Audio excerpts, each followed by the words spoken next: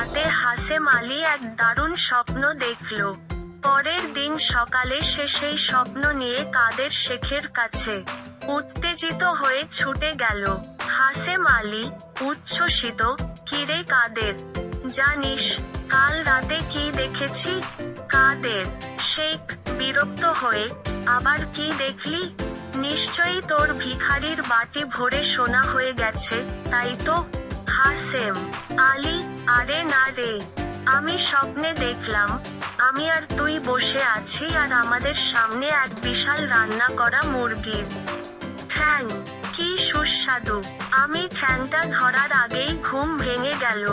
কাদের শেখ আফসোস করে, আহা, এমন দারুণ স্বপ্ন ভেঙে গেল।